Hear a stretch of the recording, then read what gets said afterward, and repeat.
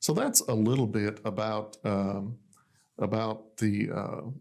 protocol.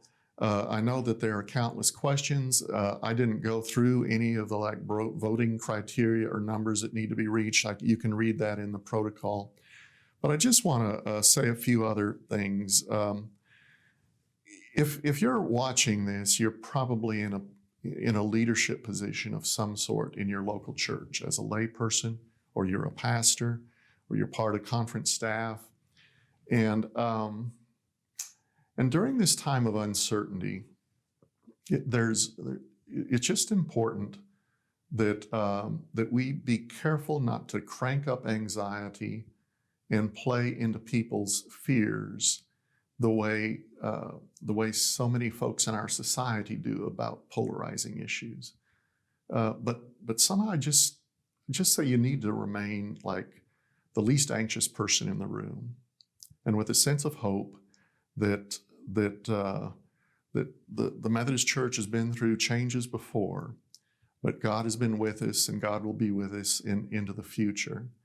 And so it's, I'm not saying to trivialize this or act like this isn't important, but to realize that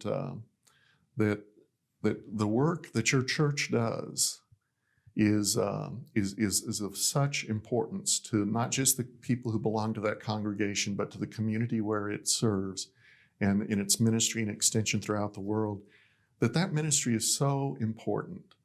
And all those people who you feed sandwiches to, in each week, or those children that you offer ministries to, they're going to need those same ministries, whether the protocol is adopted or not adopted. People ask me,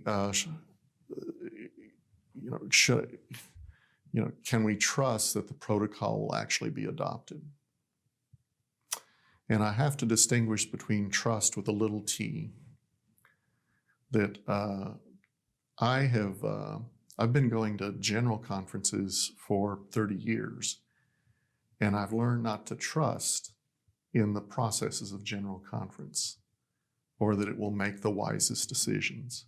I've seen good work put into projects that simply were set aside. So I don't know whether the protocol will be passed or whether something else will happen. So I can't guarantee this is the way forward.